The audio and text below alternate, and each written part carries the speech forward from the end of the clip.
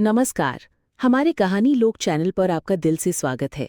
आज हम आपके लिए एक ऐसी कहानी लेकर आए हैं जो आपके दिल को झकझोर देगी। तो चलिए कहानी शुरू करते हैं। रश्मि का जीवन बिल्कुल सीधा साधा था। एक पढ़ी लिखी समझदार लड़की जो अपने फैसले खुद लेना जानती थी। उम्र शादी की हो चली थी, रिश्ते भी आ रहे थे, पर वो अपने लिए एक समझदार जीवन साथी चाहती थी। तभी उसकी भाभी वैशाली ने बात छेड़ी। सूरज को क्यों नहीं देखती? मेरा भाई है, बहुत अच्छा लड़का है। रश्मि ने साफ मना कर दिया। भाभी, सूरज बेरोजगार है, जुआ खेलता है और नशे का आदी है। मैं उससे शादी नहीं कर सकती। भाभी वैशाली के अहंकार को ठेस लगी। वो कुछ बोली नहीं, पर भीतर ही भीतर उसने बदला लेने की ठान ली थी। 1 महीने बाद, रश्मि, तुम्हें एक अच्छा लड़का दिखने आ रहा है, माँ ने कहा। रश्मि को लगा शायद अब अच्छा रिश्ता होगा। लड़का आया, नाम था अमेय। बातचीत बहुत कम हुई, वो चुप सा, शांत सा था। माँ बाबा ने कहा, थोड़ा शर्मीला है लेकिन अच्छा घर परिवार है। रश्मि ने हामी भर दी। शादी हो गई। पहली रात रश्मि ने महसूस किया कि कुछ तो गड़बड़ है। अमेय अजीब बर्ताव कर रहा था। कभी खुद से बातें करता, कभी दीवार को घूरता और कभी अचानक जोर से हंस पड़ता। रश्मि घबरा गई। धीरे धीरे उसे समझ आया कि अमेय मानसिक रूप से अस्वस्थ है। उसने माता पिता से बात की, लेकिन उन्होंने कहा कि अब क्या कर सकती है, एक बार शादी हो गई तो उसे निभाना ही होगा। रश्मि का दिल टूट गया। रश्मि जब पड़ोस में बात की तो पता चला कि ये शादी भाभी वैशाली की साजिश थी। अमेय उसका दूर का रिश्तेदार था।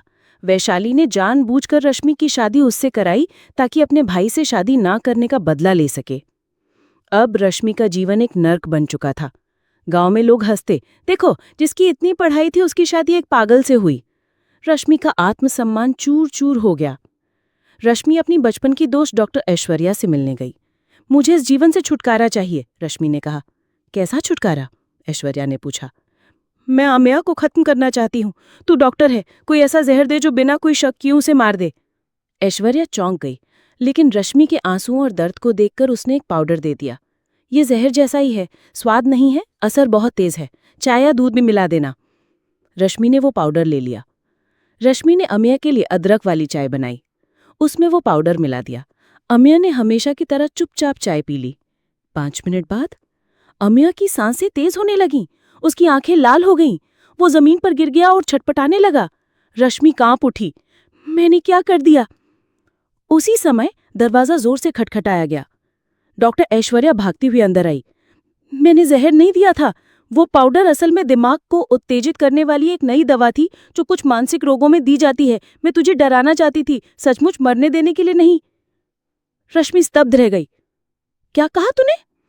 हाँ, मैंने तुझे मारा नहीं। वो दवा नहीं है, कुछ ही केस में इस्तेमाल की गई है। अब रश्मि का दिल जोर से धड़कने लगा। 10 मिनट बाद अमेय शांत हो गया। उसकी सांसें सामान्य हो रही थी। उसने आंखें खोली। रश्मि, तू ठीक है ना? वो बोला। पहली बार वो उसे सीधे नाम से पुकार रहा था। उसकी आवाज में स्थिरता थी, उसके चेहरे पर सुकून था। रश्मि भौंचक्की रह गई। मैं ठीक हूं, उसने जवाब दिया, कांपती आवाज में। डॉक्टर ऐश्वर्या आश्चर्यचकित थी। क्या ये दवा इतनी असरदार है? ये तो किसी चमत्कार से कम नहीं। रश्मि की आंखों से आंसू बहने लगे। जिसे मारना चाहती थी वही आज मुझे जिंदगी की तरह लग रहा है। 1 महीना बीत गया। अमेय अब इलाज के अधीन था। वो अब पहले जैसा नहीं रहा। वो पढ़ता था, बातें करता था, घर के काम में हाथ बटाता था।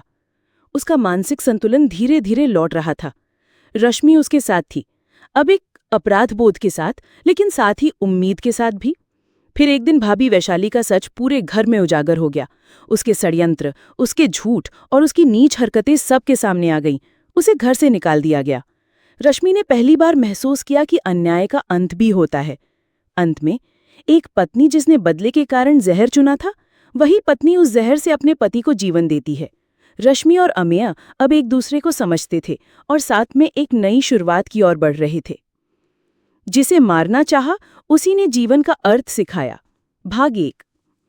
रश्मि ने अपने मानसिक रोगी पति अमेय को जहर देने की कोशिश की थी, लेकिन जो दवा उसने दी वो असल में एक नई दवा थी जो अमेय की मानसिक स्थिति को ठीक करने में मददगार साबित हुई। अब अमेय ठीक हो रहा है और रश्मि अपराध बोध में जी रही है। लेकिन क्या ये कहानी यहीं खत्म हो जाती है? 1 महीने बाद अमेया की तबीयत पहले से बहुत बेहतर हो चुकी थी। डॉक्टरों ने कहा कि उसका मानसिक असंतुलन अस्थायी था, जिसे दवाओं और देखभाल से ठीक किया जा सकता था। रश्मि उसे देखकर खुद को धिक्कारती। जिसे मारना चाहती थी वही अब सबसे अपना लगने लगा है। लेकिन एक बात उसकी नींदें उड़ा रही थी। क्या अमेया को उसके जहर देने की कोशिश का पता चला है? एक रात अमेया बालकनी में बैठा हुआ था। रश्मि ने चुपचाप जाकर पूछा, क्या सोच रहे हो? अमेया ने हल्की मुस्कान दी। सोच रहा हूं कि किसी चीज ने मुझे मौत की करीब पहुंचा दिया और उसी ने मुझे नई जिंदगी भी दे दी। रश्मि कांप उठी। क्या उसे सब पता है? अमेया ने अचानक उसकी आंखों में देखा।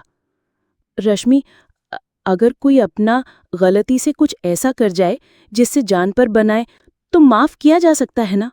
रश्मि की आंखें भर आईं। उसने कुछ नहीं कहा। इसी बीच एक और मोड़ आया। भाभी वैशाली लौट आई। उसे घर से निकाला गया था, लेकिन अब वो कुछ दस्तावेज और एक औरत को लेकर वापस आई थी। रूपा नाम की एक लड़की, जो दावा कर रही थी कि वो अमेया की पहली वतनी है। घर में सन्नाटा छा गया। रश्मि ने पूछा, ये सब क्या है? भाभी वैशाली मुस्कुराई। सिर्फ बदला अधूरा नहीं रहता रश्मि। तुमने मेरे भाई को ठुकराया था, अब तुम जानो कि अमेया की जिंदगी भी बेदाग नहीं है। रूपा ने फूट फूट कर रोते हुए कहा, मेरी और अमेया की शादी 3 साल पहले हुई थी, लेकिन उसकी हालत बिगड़ने लगी तो उसके परिवार वालों ने मुझे छोड़ दिया। मैं मायके चली गई। अब जब सुना कि वो ठीक हो रहा है तो लौट आई। रश्मि को ऐसा लगा जैसे पूरी दुनिया फिर से हिल गई हो। तो क्या मेरी शादी झूठ थी? मैं दूसरी औरत थी? मेरी कोई जगह नहीं इस घर में? अमेया स्तब्ध था। उसकी आंखों में तकलीफ थी, लेकिन कोई साफ जवाब नहीं। वो बोला, मुझे कुछ याद नहीं। मुझे सच में नहीं पता कि ये औरत कौन है। रश्मि को समझ नहीं आ रहा था किसकी बात सच माने, अमेया की या उस रोती बिलखती लड़की की जो खुद को उसकी पत्नी कह रही थी। डॉक्टर ऐश्वर्या फिर से एक बार मदद के लिए आई। उसने अमेया की मेडिकल रिकॉर्ड्स निकाले और पाया कि वाकई में अमेया की शादी कभी हुई थी, लेकिन उस वक्त उसका मानसिक संतुलन बिगड़ गया था। शादी के 1 हफ्ते के अंदर ही रूपा को मायके भेज दिया गया था और फिर कभी बुलाया नहीं गया था। उसके परिवार ने जानबूझकर उस शादी को छिपाया ताकि अमेया के लिए दूसरी लड़की से रिश्ता करना आसान हो जाए। रश्मि का दिल टूट गया। तो मैं सिर्फ एक मोहरा थी, एक झूठ के आधार पर लाई गई। अब रश्मि के सामने 3 रास्ते थे। या तो अमेया को छोड़ दे, क्योंकि उससे झूठ बोला गया था। रूपा को उसका हक दिलवाए। एक औरत होकर दूसरी औरत का अधिकार छीनना उसके सिद्धांतों के खिलाफ था। या सब भूलकर जो शुरू हुआ है उसे बचाए रखे। रश्मि ने एक फैसला लिया। अगली सुबह उसने सबको बैठक में बुलाया। मैं जानती हूँ मुझे धोखे में रखा गया था, लेकिन अब जब अमेया ठीक हो रहा है और मेरी देखभाल से हो रहा है तो मैं उसका साथ नहीं छोड़ सकती। वो रूपा की ओर मुड़ी। मैं जानती हूँ तुम्हें भी न्याय मिलना चाहिए, लेकिन मैं सुझाव दूंगी कि तुम कानूनी तलाक लो, क्योंकि तुम्हारी शादी अमेया की मानसिक अस्वस्थता की हालत में हुई थी। और अगर चाहो तो मैं तुम्हें घर में सहारा देने का वचन देती हूँ। रूपा ने कुछ सोचा, फिर कहा, मैं यहाँ अमेया को पाने नहीं आई थी। मैं जानना चाहती थी कि उसने मुझे क्यों छोड़ा। अब जवाब मिल गया है, मैं चली जाऊंगी। भाभी वैशाली अब बिल्कुल चुप थी। रश्मि ने उसकी तरफ देखा। तुमने मुझे तोड़ने की कोशिश की थी, लेकिन मैं हर बार और मजबूत होकर उठी। अब इस घर में नफरत नहीं, सिर्फ सच्चाई और इंसानियत रहेगी। अमेया ने रश्मि का हाथ थामते हुए कहा, मैं नहीं जानता मैं क्या था, लेकिन अब मैं जो भी हूं वो तुम्हारी वजह से हूं। अंत, जिसे मारना चली थी उसी से फिर जीना सीखा। भाग 2। एक रात रश्मि किचन में दूध गर्म कर रही थी। तभी उसे पीछे कुछ आहट सुनाई दी। मुड़ी तो देखा भाभी वैशाली दीवार के पास चुपचाप खड़ी थी। कुछ चाहती हैं भाभी? वैशाली की आंखों में फिर वही पुराना जहर झलक रहा था। तू समझती है कि तू जीत गई? तूने मुझे घर से निकलवाया, सूरज को नीचा दिखाया और अब उसी अमे को बचाकर देवी बन गई। रश्मि ने शांत स्वर में कहा, मैंने किसी को हराने के लिए कुछ नहीं किया। जो सच्चा था बस वही किया। वैशाली दांत पीसती हुई चली गई, लेकिन रश्मि समझ चुकी थी बात अभी खत्म नहीं हुई है।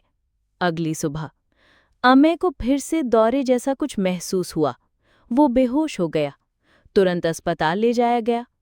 डॉक्टरों ने चेकअप के बाद कहा, उसकी रिपोर्ट में ऐसा केमिकल मिला है जो मानसिक असंतुलन को दोबारा बढ़ा सकता है। लगता है किसी ने उसे जानबूझकर कुछ दिया है। रश्मि सन्न रह गई। ये फिर से वही सब शुरू हो रहा है। उसे शक हुआ कि क्या भाभी वैशाली ने फिर से कोई चाल चली है। रश्मि ने फैसला किया, वो चुप नहीं बैठेगी। उसने एक योजना बनाई। उसी दिन रात में उसने अमय को वही दूध दिया जो हर रात भाभी गरम करके देती थी, लेकिन इस बार उसने दूध को चुपचाप लैब में जांच के लिए भेजा। रिपोर्ट आई, दूध में धीमा जहर मिलाया गया था जो दिमाग पर असर डालता है। अब रश्मि को पूरा यकीन हो गया कि भाभी वैशाली फिर से वही कर रही है। अगले दिन रश्मि ने भाभी को सामने बुलाया और बिना किसी भूमिका के पूछा, क्यों किया आपने ये सब? क्या एक ही जिंदगी को अब बार बार बर्बाद करना चाहती हैं? वैशाली हंस पड़ी। क्यों नहीं करूंगी? मेरा भाई शराबी है तो क्या हुआ? तुम्हें झुकना था, लेकिन तू तो रानी बन गई मेरे ही घर में। तेरी सच्चाई, तेरी सहानुभूति, ये सब मुझे बर्दाश्त नहीं। इसलिए हमें को फिर से पागल बनाना चाहा? हाँ, ताकि सब तुझे छोड़ दें, तू भी फिर से वही बन जाए, हारी हुई, टूटी हुई और अकेली। रश्मि ने भाभी की बात रिकॉर्ड कर ली थी। सीधा पुलिस को कॉल किया। आप मेरी सास हैं इसलिए आज तक कुछ नहीं कहा, लेकिन अब बात मेरे पति की जान पर आ गई है। भाभी गिरफ्तार हो गई। घर का माहौल एक बार फिर शांत हुआ। अमय अब पूरी तरह से ठीक हो रहा था। उसने रश्मि से एक दिन कहा, मैं नहीं जानता कि मैंने क्या किया था, लेकिन मैं जानता हूं तुम्हारा साथ मेरी जिंदगी की सबसे बड़ी दौलत है। रश्मि मुस्कुरा दी, मैंने तुम्हें बचाया नहीं, मैंने बस तुम्हारे भीतर के इंसान पर भरोसा किया। 3 महीने बाद रश्मि ने गांव में एक महिला सहायता केंद्र खोला, नवजीवन गृह, जहां मानसिक रोगी पुरुषों की पत्नियों को काउंसलिंग, कानूनी मदद और आत्मनिर्भरता की ट्रेनिंग दी जाती थी। उसने अपने अनुभव से सैकड़ों महिलाओं की जिंदगी बदल दी। कहानी का सार, रश्मि ने एक पागल कहे जाने वाले पति को मारने की कोशिश की, पर वही जहर दवा बन गया। जब बीते रिश्तों की सच्चाई सामने आई, उसने इंसानियत से फैसले लिए, और जब दुश्मनी फिर सामने आई तो उसने हिम्मत से उसका सामना किया। अंत, एक औरत जब डरती नहीं, तब सच्चाई सबसे ऊंचा बोलती है।